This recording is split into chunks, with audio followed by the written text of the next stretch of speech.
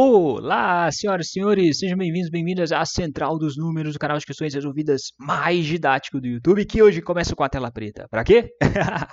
Para te mostrar o resultado da enquete que nós promovemos nas últimas horas. Então, nas últimas horas, nós perguntamos aos nossos internautas quem ganha a corrida para o próximo vídeo da Central dos Números, que por um acaso é esse aqui, né, que eu tô gravando agora. 39% das pessoas tinham respondido Banco do Brasil, 32% querem estudar para o concurso da Polícia de Minas e 8%. Será que dá para fazer os dois? Ora, será? Já 21% querem outra opção que não essas duas. Então, você precisa deixar nos comentários o que você quer ver, uai. Não tem jeito de eu descobrir. Então, esqueceram de me falar o que era, qual era a outra opção. É só deixar nos comentários que a gente tenta atender todo mundo. Fechado? Então, atendendo aí a maioria das pessoas que se manifestaram, vamos trazer hoje 5 questões de estatística. E essas questões de estatística vão atender você que está estudando para o concurso do Banco do Brasil e também você que está estudando para o concurso de soldado da Polícia de Minas Gerais. Bacana demais, né? A gente tenta ajudar todo mundo. Essas questões eu retirei da última prova do Banco do Brasil, que foi organizada pela Fundação Sesgran Rio. Essa prova aconteceu em 2018. Fechado?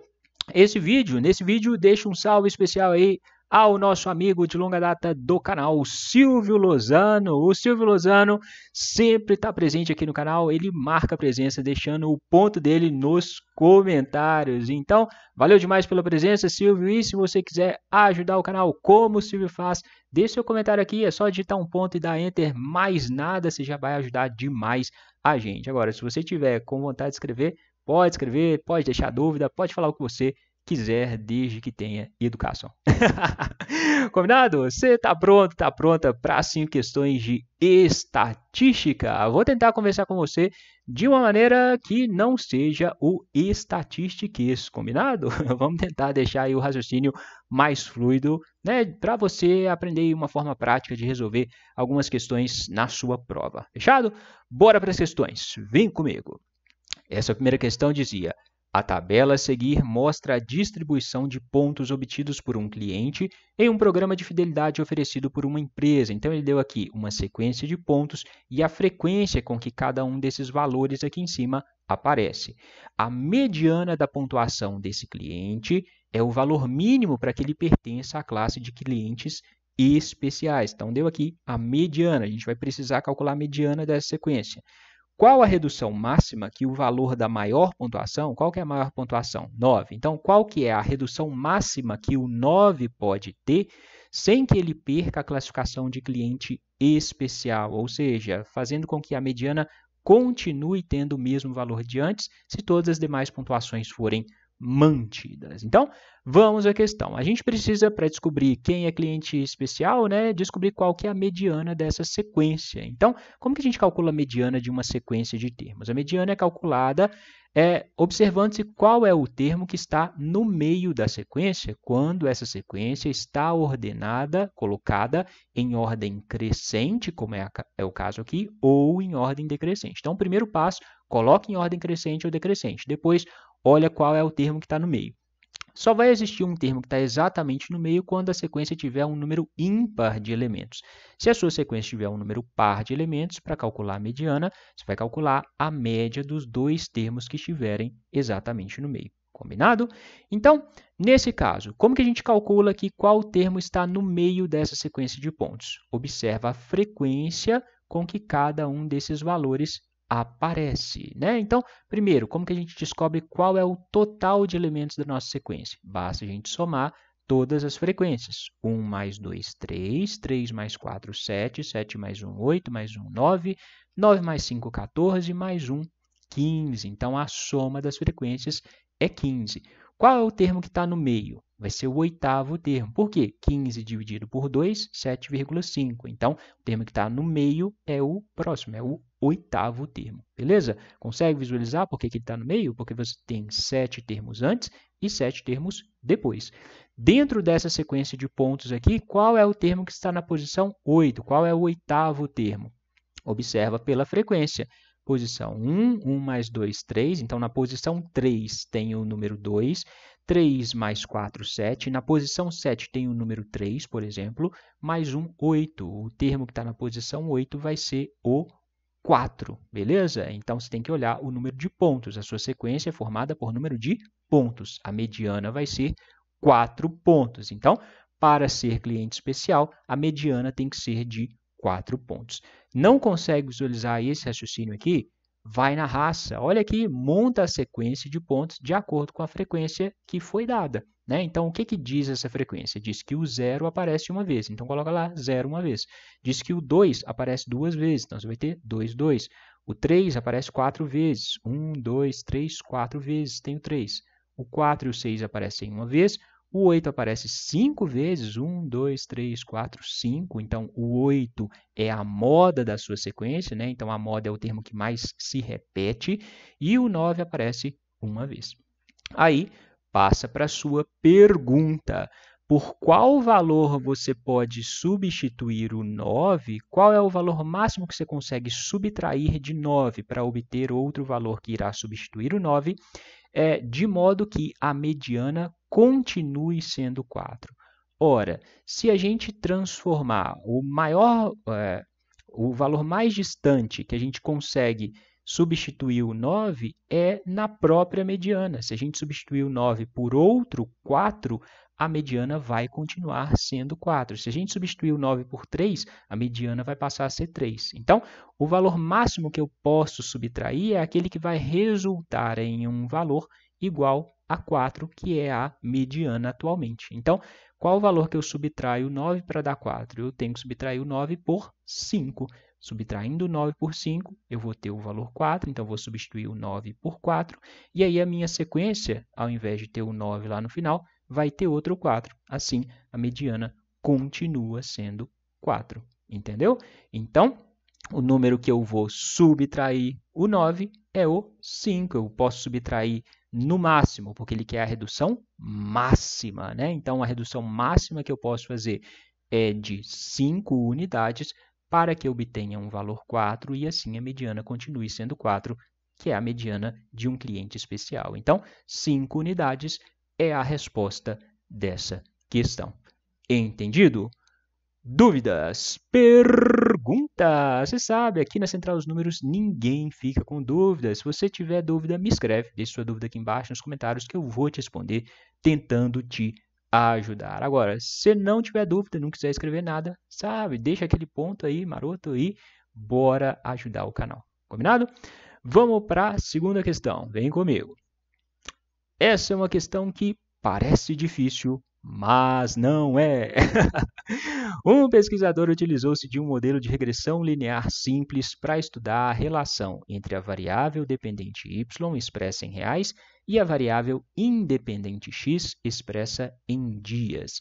Posteriormente, ele decidiu fazer uma transformação na variável dependente y da seguinte forma: y de menos a média dividido pelo desvio padrão. Então, y foi transformado em y menos a média dividido pelo desvio padrão, sendo i os números naturais, né? Após a referida transformação, o coeficiente angular ficou como? O que aconteceu com o coeficiente angular? Bom, respira fundo e vem comigo. Quando o problema te fala que está trabalhando com um modelo de regressão linear simples, você, na hora da prova, pode pensar, sim, em uma função do primeiro grau. Por que você pode pensar numa função do primeiro grau? Porque uma representação gráfica de uma regressão linear envolve uma reta, né? De uma regressão linear simples envolve uma reta. E a representação gráfica de uma reta também pode ser dada por uma função do primeiro grau, que diz que y é igual a a vezes x, mais b, sendo a o coeficiente angular, né? O valor que está associado ao x é o chamado coeficiente angular. Beleza? O que o problema te disse que fez com o y? Ele falou que o y se tornou outra coisa, que eu chamei aqui de y'. E o que virou o y? O y virou y', que é y menos a média dividido pelo desvio padrão. Então, o y', o novo valor de y, vai ser y menos a média dividido pelo desvio padrão. O problema pergunta o que aconteceu com a, o que aconteceu com o coeficiente angular. Então, para a gente ter o coeficiente angular aqui desse lado, é só a gente substituir o y. né, o y não valia isso, o y era igual a isso. Então, onde tiver y aqui, substitui por ax mais b. Você vai ficar com y' é igual ao antigo valor de y, ax mais b, menos a média dividido pelo desvio padrão, né? Para a gente saber o que aconteceu com o a, o que aconteceu com o coeficiente angular, a gente tem que descobrir qual é o novo valor que está associado ao x, porque o que está associado ao x é o coeficiente angular. Para a gente descobrir, basta desmembrar essa soma envolvendo essa fração aqui. Como que você desmembra? Basta colocar o d, que é denominador de tudo, embaixo aqui dessa multiplicação e o d embaixo dessa subtração. Assim, ó, y' é igual a ax sobre d mais b menos n m sobre d. A única coisa que eu fiz foi separar a soma. Peguei essa soma, separei, coloquei o denominador debaixo dos dois. Por quê? Soma envolvendo frações com denominadores iguais, basta você somar os numeradores. Então, mantém o denominador, que vai continuar sendo d, e soma os numeradores, você vai voltar lá na expressão de cima. Então, só separei, beleza? Por que eu separei? Para ver o que está associado ao x, que é o que o problema quer saber. Então, antes, o coeficiente angular era a. Agora, o coeficiente angular é a dividido por d. O que é d? d é o desvio padrão, chamei o desvio padrão de d. Então, o coeficiente angular anterior foi dividido pelo desvio padrão. Logo, essa é a resposta dessa questão. Até rimou, né não? Viu como é tranquila a questão? Mesmo assim, tem dúvidas? Perguntas? Se tiver perguntas, pergunte. Não fique com a dúvida, porque essa pode ser a questão que vai cair na sua prova. Combinado? Bora para mais uma questão. Vem comigo. Outra questão de regressão linear que merece o seu like. Deixa o like no vídeo aí, por favor. Uma instituição financeira pretende lançar no mercado um aplicativo para celular. Para isso, deseja relacionar o grau de conhecimento dos clientes com as variáveis nível de escolaridade e idade. Uma amostra aleatória de 46 clientes foi selecionada e, posteriormente, aplicou-se o modelo de regressão linear, sendo a variável dependente o grau de conhecimento em uma escala crescente e as variáveis independentes o nível de escolaridade em anos de estudo com aprovação e a idade em anos completos. Então, você vai ter duas variáveis independentes, dois valores de x, dois valores diferentes relacionados a x. Os resultados obtidos para os coeficientes foram, então ele forneceu para você uma tabela relacionada ao modelo de regressão linear, em que ele apresentou os coeficientes, o erro padrão, a estatística P, T e o valor de P. Né? Você sabe que em estatística, geralmente, né, quando o valor de P é menor do que 0,05, a análise é considerada significativa, né? Os valores são significativos. Aqui, todos os valores de P que ele deu são muito menores que 0,5. Então, todos esses coeficientes relacionados vão ser significativos para essa análise, beleza? Porque 8,5 elevado a vezes 10 elevado a menos 16 é muito menor do que 0,05, beleza? O grau de conhecimento esperado de um cliente com 10 anos de estudos com aprovação e com 30 anos de idade completos é qual? Ou seja, ele quer o valor de y quando uma das variáveis independentes, o nível de escolaridade, for 10 anos e a idade for 30 anos. De novo, lembra o que eu falei? Ele está trabalhando com o modelo de regressão linear. Quando ele trabalha com o modelo de regressão linear, você pode associar esse modelo a uma função do primeiro grau, y é igual a vezes x mais b. Só que nessa questão, a gente tem um detalhe, a gente tem duas variáveis independentes, é como se a gente tivesse dois valores diferentes para x. Então, vamos construir essa mesma expressão com dois valores diferentes, com duas variáveis independentes. Ao invés de ter só o x, vamos ter o x1 e o x2, né? Então, eu vou ter y vai ser igual a A1 vezes x1 mais A2 vezes x2 mais o b, sendo o x1 a primeira variável, nível de escolaridade, que no nosso caso tem que ser 10 anos, e o x2 a segunda variável independente, que é a idade. Beleza? Que no nosso caso vai ser 30 anos.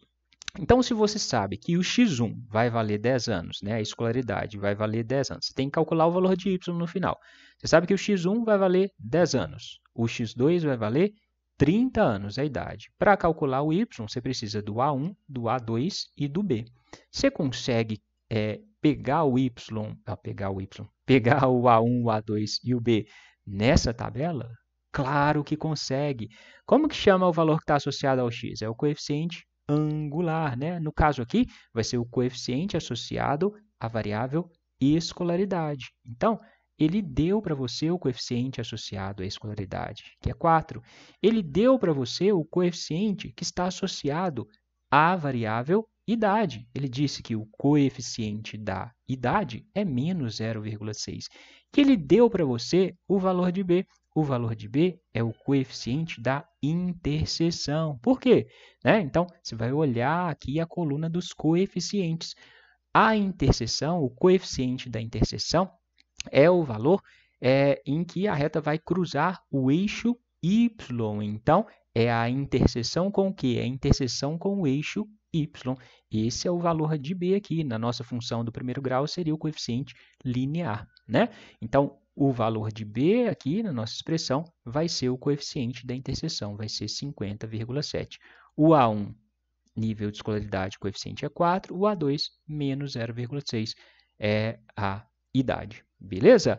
Agora, você sabe todos os valores, A1, A2, B, X1 e X2, é só substituir tudo aqui nessa expressão. Você vai ter Y é igual a A1, 4, né? Nível de escolaridade, 4, vezes o tempo de escolaridade, 10 anos, mais o A2, que é menos 0,6, então vai virar menos 0,6, vezes o x2 é a idade em anos, 30 anos, mais o B, que é 50,7. Beleza? 4 vezes 10, 40. 0,6 vezes 30, 18. 50 mais 50,7. 40 mais 50,7, 90,7. 90,7 menos 18. Faz fracionado, faz separando as partes. 50 menos 10, 50. 90,7 menos 10, 80,7. 80,7 menos 8, para dar 18, vai dar 72,7. Beleza? Então, o valor de y vai ser 72,7. Por isso, essa é a resposta dessa questão, que merece o seu like. Combinado? Dúvidas? Perguntas? Então, tá vendo? As questões parecem difíceis, mas são questões tranquilinhas. Não são questões difíceis. Concorda? Vamos para mais uma questão? Vem comigo. Questão de média e desvio padrão. Há 10 anos, a média das idades em anos completos de um grupo de 526 pessoas era de 30 anos, com desvio padrão de 8 anos. Considerando que todas as pessoas desse grupo estão vivas, graças a Deus, o quociente entre o desvio padrão e a média das idades em anos completos hoje é qual? Se você estuda muito, você consegue fazer essa questão aqui em 10 segundos. 20 segundos, vamos lá, né? Por quê, gente? Olha só, todas as pessoas estão vivas. Então, você tem lá um conjunto inicial de 526 pessoas. No fim, você vai continuar tendo 526 pessoas. Ele deu a média para você. A média 10 anos atrás era 30 anos. E agora se passaram 10 anos para todas as pessoas. Então, as idades de todas as pessoas vai aumentar 10 anos, porque hoje elas vão ter todas 10 anos a mais. Se a idade de todo mundo aumentou 10 anos, a média vai aumentar 10 anos. A média vai ser 40 anos. E se a idade de todo mundo aumentou um número igual, aumentou 10 anos para todo mundo, o desvio padrão não vai mudar. Então, basta dividir 8 por 40 e fechou a questão. Não consegue visualizar? Eu vou te mostrar, então. Fica calmo, fica tranquilo, beleza? Fica tranquilo que eu vou te mostrar. Olha só. Então, vamos começar aqui pelo raciocínio da média. Por que a média vai aumentar 10 anos? Trabalha com os dados que o problema te deu. 10 anos atrás, a média da idade de 526 pessoas era 30 anos. Como que você calcula a média de uma sequência de idades? A média é a soma de todas as idades, então é a soma das 526 idades, dividido pelo número de pessoas, dividido por 526. Você sabe qual é a soma de todas as idades? Não, então diga que a soma de todas as idades era x. A média vai ser a soma de todas as idades, que eu chamei de x, dividido por 526. O problema te disse que essa divisão, a média, era igual a 30 anos, né?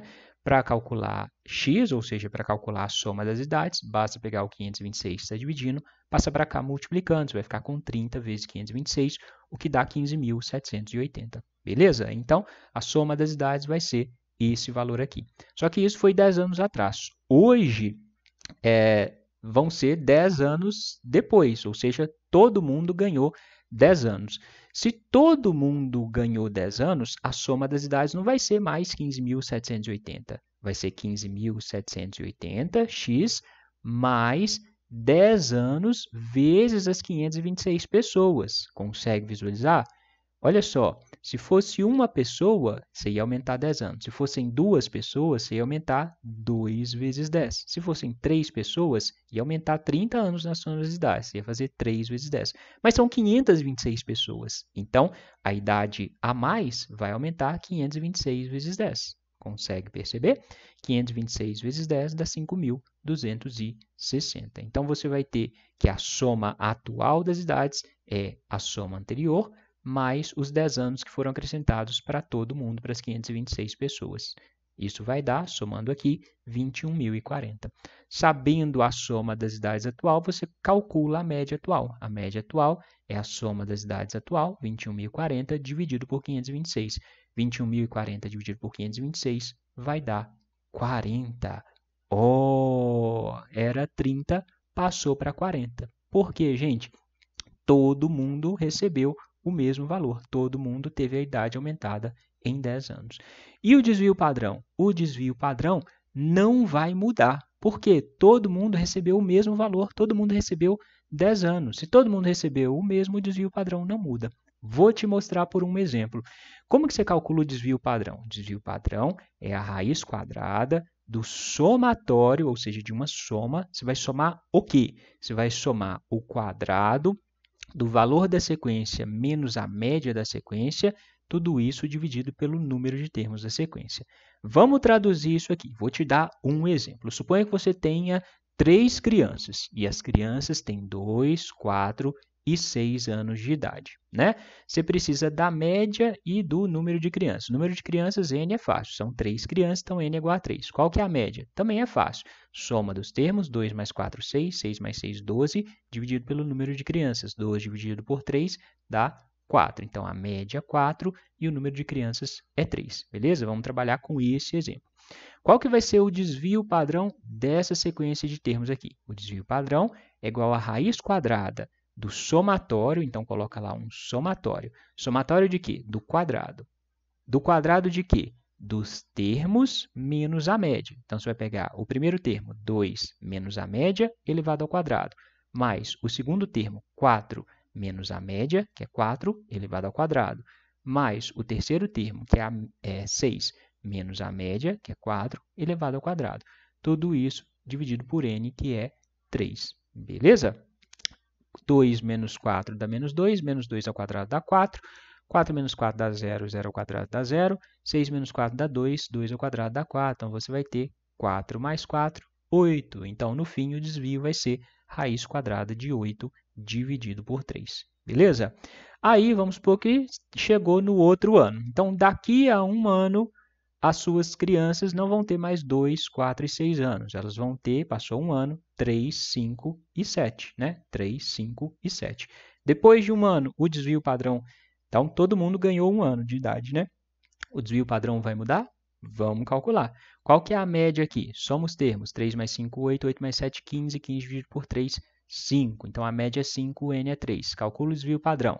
Vai ser o termo menos a média, 3 menos 5 ao quadrado, mais 5 menos 5 ao quadrado, mais 7 menos 5 ao quadrado, tudo dividido por 3. Beleza? 3 menos 5 menos 2 ao quadrado, 4. 5 menos 5, 0 ao quadrado, 0. 7 menos 5, 2, 2 ao quadrado, 4. Então, vai sobrar 4 mais 4, 8. Vai sobrar raiz de 8 sobre 3. Então, observa, o desvio padrão do ano passado é igual ao desvio padrão desse ano, já que todo mundo fez aniversário e recebeu um ano. Beleza? E o que aconteceu com a média? A média aumentou um ano. Certinho? Então, o desvio padrão não muda e a média aumenta o número de anos que se passou. Por isso, a divisão, o quociente é o resultado da divisão. A divisão entre desvio padrão e a média vai ser 8 dividido por 40. 8 dividido por 40 simplifica aqui por 8. O que significa simplificar? Dividir o numerador e o denominador por 8. 8 dividido por 8 dá 1, 40 dividido por 8 dá 5. 1 dividido por 5 dá 0,2. Então, 0,2 é a resposta dessa questão. Entendido? Dúvidas? Perguntas! Você sabe, pergunte se tiver dúvida, tá bom?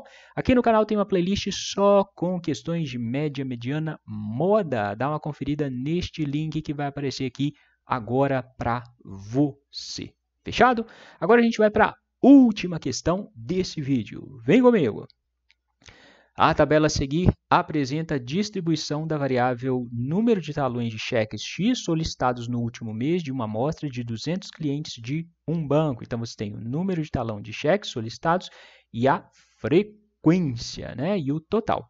A função de distribuição empírica para a variável X, número de talões de cheques solicitados, é qual? Então, ele quer saber qual é a função de distribuição empírica para representar essa frequência em relação ao número de talão de cheques. O que é a função de distribuição empírica? Talvez esse seja o problema, saber o que é isso, né? A função de distribuição empírica nada mais é que a função de distribuição cumulativa, né?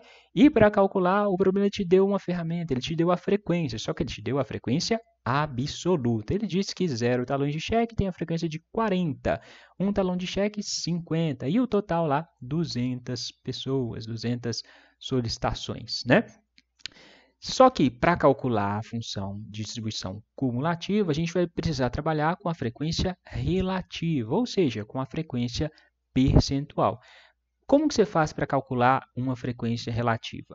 Basta você dividir a frequência absoluta pelo valor total. Divide a frequência absoluta pelo valor total, ok? Como que você calcula a frequência relativa cumulativa, já que a gente está falando de uma função cumulativa? Você vai somar as frequências relativas. Na verdade, aqui está errado. Não é somar as frequências absolutas, é somar as frequências relativas. Desculpa, aqui, somar as frequências relativas. Tá bom? Então, primeiro, vamos calcular qual é a frequência relativa. Para calcular, divide cada um desses valores por 200. Vai dar um resultado em porcentagem, só que decimal. Se você quiser trabalhar direto com porcentagem, coloca o total aqui como 100. Para o total ser 100, só você dividir por 2. Então, é só você dividir todos os números por 2. Vai dar no mesmo, tá bom? Então, dividindo todos esses números por 200 ou dividindo todos por 2, você vai obter 0,2, então 40 dividido por 2, 20%, que é igual a 0,2. 50 dividido por 2, 25%, o que dá 0,25. Então, 50 dividido por 200 dá 0,25. 70 dividido por 200, 0,35. Ou 70 dividido por 2, 35%, que dá 0,35, tá bom? Você pode escolher o jeito que você vai fazer, do jeito que você achar mais fácil. 30 dividido por 200, 0,15. 10 dividido por 200, 0,05, né? Então, você tem aqui as frequências relativas relacionadas a essas frequências absolutas. Agora, para calcular a frequência relativa cumulativa, você vai somar as frequências relativas. Risca isso aqui e escreve relativas. Vai somar as frequências relativas. Então, na primeira linha, 0 talões de cheque, a frequência cumulativa vai ser 0,20. Na segunda linha, 1 talão de cheque, você vai somar a frequência anterior, 0,20, mais a frequência atual, 0,25. 0,20 mais 0,25, 0,45. Por que você tem que somar? Porque você vai acumular, né? Acumular. Se vai acumular, você vai somar o valor atual com o valor anterior, né? Então, tinha 0,45 para o próximo, somou 0,35, vai dar 0,8.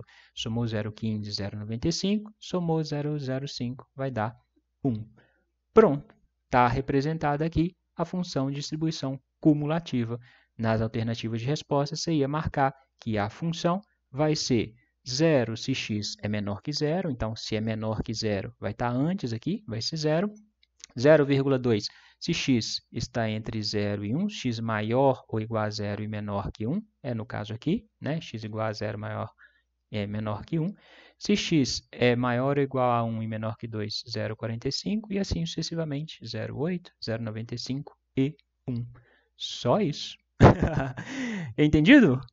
Dúvidas? Perguntas? É isso. Se você chegou até aqui, você tem agora a oportunidade de aprender mais. Dá uma conferida nesses links que eu separei para você.